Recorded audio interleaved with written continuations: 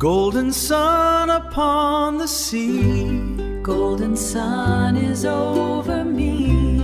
Ukulele melody, drifting on a gentle breeze. Let the worries fall away on this slow. Okay guys, Uncle Sully back at you again. What do we got this time? We've got grapefruit. Grapefruit. Grapefruit is dangerous? Is that what it's trying to tell me? Here's a beautiful intro I made for us, but again has no, and this of course is my mother. And I got her in there to do that video for us. So to say thanks to her. It was just Mother's Day. She's good for her age, doesn't she? Anyway, I'm joking, of course. Anyway, beautiful pictures of grapefruit, but somehow this video is telling us that grapefruit will affect you if you take certain types of medications in the morning. Have you heard of these dangers? Is this a mystery? Am I locked in a closet somewhere and I don't hear about these things? Because some of these things, I previewed this one. This is one of the ones that blew up. I was in the middle of it on my computer and blew up. Because I have health issues. I've got hearing problems, I have hearing aids. I've had bladder surgery. Maybe I'll make a video about that. I had heart surgery when I was 35. That's why I'm making stuff maybe you shouldn't eat at 66. But I've never heard of this one. So maybe this is something that's going to affect you guys. And let's just get through it and see what kind of juicy tidbits of happiness we can get here. I had a little bit of volume problems with the last one. I'll see if I can turn this up a little bit. Of us try to start the day right, maybe with a healthy breakfast, a glass of fruit juice. But what if that healthy choice could actually turn your daily medication into a dangerous overdose? Well, you're going to have a dangerous... Did it sound like these are blown out a little bit? Come on. All the dangers in the world, I have to worry about mixing my heart medication with grapefruit in the morning? Is this a thing, guys? Talk to me. I don't know. I'm locked up. They don't let me out of the closet much, you know. Surprising and frankly serious food-drug interactions out there, and it's probably sitting in your kitchen right now. And no, that is not an exaggeration. We are not talking about chugging an entire carton. This warning is dead serious. A single, small glass of grapefruit juice has enough power to supercharge certain drugs in your body, turning a perfectly safe, prescribed dose into something toxic. So how in the world do we even figure this out? Well, the story here is pretty wild because this major medical discovery wasn't made in some high-tech lab by design. It was found completely and totally by accident. Yep, you heard that right. Back in 1989, some researchers were studying how a blood pressure drug interacted with alcohol. And to make the alcohol taste better, they just used grapefruit juice as a mixer. But then they saw something that made no sense. The levels of the drug in their subject's blood went through the roof. They realized it wasn't the alcohol, it was the juice. By 91, they published the first report, and ever since, that list of affected drugs has just gotten longer and longer. Okay, so to really get what's going on here, you have to understand a little bit about how your body handles medication. I want you to think of your gut as having its own dedicated cleanup crew. And the star player on this crew is a little enzyme called CYP3A4. Well, of course, CYP3A4. What? Of course we've all heard of this. What? Your intestines, and its whole job is to break down a certain amount of the medicine you take before it gets into your blood. This is a totally normal, protective thing your body does, and your doctor's prescription accounts for it. So here's how it's supposed to work. You swallow a pill, the CYP3A4 cleanup crew does its job and metabolizes a chunk of it, and then the correct, safe amount of the drug gets absorbed into your system. Simple, right? Your dosage is calculated with this exact process in mind. But here's where the grapefruit comes in and throws a massive wrench in the works. There are these natural compounds in grapefruit that basically show up and tell the entire cleanup crew to stop working. They just block those CYP3A4 enzymes completely. So, with the cleanup crew offline, way more of the drug than intended gets past the gut wall and floods into your bloodstream. Your body ends up absorbing a dose that could be many times higher than what your doctor wanted you to have. This is something I have never heard of. So you're going to overdose on... What are they talking about? They haven't said it. It's over the blood pressure medication or something? Let's get in on this. Potential overdose from a normal pill. All right, so now that we know why it happens, let's get to the really critical part. What specific drugs are we talking about? This is the stuff you absolutely need to know. And the list is, well, it's long, and it includes some of the most common prescriptions out there. We're talking about certain statins for high cholesterol, a lot of blood pressure meds. Yep, I take both of those. I've had a couple of stents put in a few years ago to reopen some of them arteries, you know. They get clogged, you know, too much country crock, you know what I mean. And then when I was younger, I did a little country crack, but we won't get into that. Anxiety drugs, and even crucial medications like immunosuppressants for organ transplant patients. Okay, let's name names because this is where it gets real. For statins, we're looking at things like Lipitor and Zocor. That's exactly the one I take. I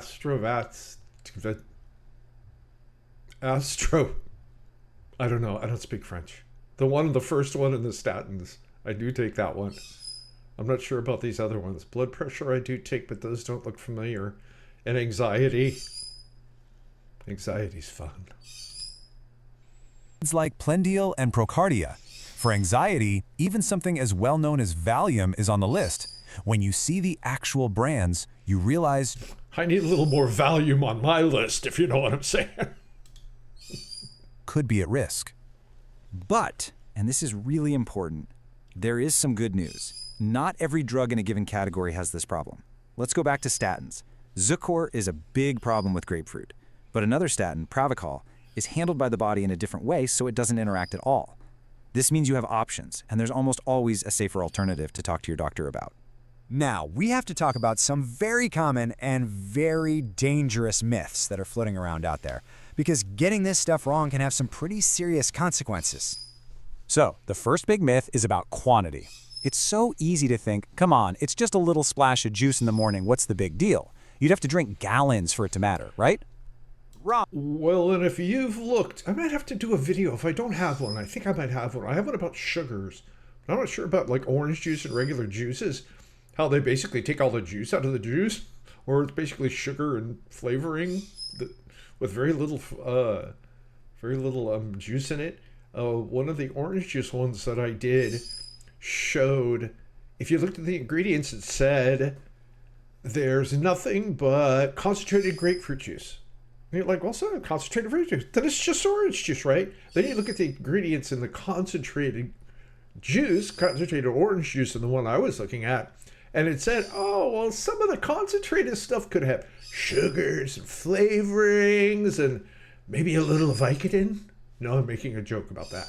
But how do we know it doesn't have, colorings and chemicals that we don't know what's in it? So you've got to look at what's in the concentrated orange juice to see what's in it. So they kind of trick you, right? They tell you it's an ingredient. Look, it's just this one ingredient, but the stuff in that other ingredient, I don't see how they could get away with that. They shouldn't. It should be, the label should be what's in the stuff you're taking, right? Especially when like this, where you could have a dangerous side effect from it. You should know that there's orange juice in it or grapefruit juice in it, or is it just flavored stuff with sugar? So anyway, let's keep going.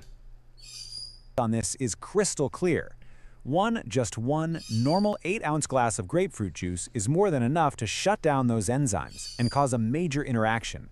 It's not about how much you drink, it's about how powerful the compounds in the juice are. Okay, so what about the other big myth? Timing. This is the one I hear all the time. I'll just have my juice for breakfast and take my pill before bed. They're not in my stomach at the same time, so I'm good. Makes sense, doesn't it? Unfortunately, it's completely wrong. And this is the most critical part to understand. They don't give us a break, do they? Good Lord. Temporarily block the cleanup crew. The compounds in it cause something called mechanism-based inhibition. All that means is that it doesn't just get in the way, it permanently breaks the enzyme. It destroys it. So because those enzymes are literally destroyed, your body has to make brand new ones from scratch. And that takes a long time. We're talking up to 72 hours, 3 full days for your gut to get back to normal. That's why separating your pill and your juice by 8 or even 12 hours does absolutely nothing. The damage is already done. I know. So I have to watch out if I take these pills. I have to watch out for days afterwards. That's crazy talk. Intense. But the best part of this whole story is that this problem is 100% preventable. So let's just walk through the simple, clear steps you can take to make sure you're safe. First, and this is number one with a bullet, just tell your doctor and your pharmacist that you like grapefruit, especially when you're starting a new med. Second, become a label detective. A lot of citrus blend or tropical juices use grapefruit as filler, so check the ingredients. Third, remember it's not just grapefruit. Seville oranges, the kind used in marmalade, and certain limes can do the same thing. And finally, if you really love your In marmalade, I got a great story about marmalade. My mom was a real piece of work. Wonderful, wonderful woman. No complaints at all. But my dad and I used to like peanut butter and jelly sandwiches. And everybody wants strawberry. Right? I think it's probably by far more people like strawberry than anything else. But so my mom would buy, mom did most of the shopping. My dad did most of the drinking. And she would buy like orange marmalade and this other like awful stuff.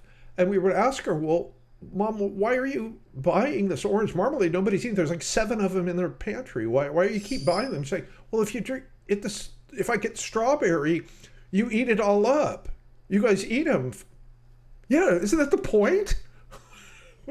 My mom was a real piece of work. So when my father passed away, my mom had Alzheimer's at the time, so I was taking care of her. I got in there. I swear to God, there was a dozen orange marmalade, expired in 1988. so funny. Anyway. If there's an alternative medication that's safe to take with it. You have options. And please never forget that your pharmacist is one of the best and most accessible health resources you have. They are experts on this stuff. They can run a check on all your meds, answer your questions, and give you peace of mind. Use them. In the end, this whole grapefruit story is a really powerful reminder that even healthy and natural things can have incredibly powerful effects on our bodies. It's a wake-up call to stay curious, ask questions, and be aware of how everything we consume interacts. So what do you think might be hiding in your routine? Yep. Well, I don't know. I'm like, really? I'm not positive what anything, I don't know. I've never had a problem with grapefruit. I never eat grapefruit juice. I live in Hawaii. Grapefruit is not a big one. It's papayas and mangoes, and that's what you have in the morning. Anyway, I was wondering, I'm getting a whole lot of people on my feed asking me what the video in the background is. That's my dream from last night. I live in Hawaii, and that's the kind of dreams you have when you move to Hawaii after a couple of edibles. Did I say that? I didn't mean to say that. Anyway, aloha. Thanks for joining me. And we'll have another one for you really soon. Here they come. Golden sun upon the sea. Golden sun is over me.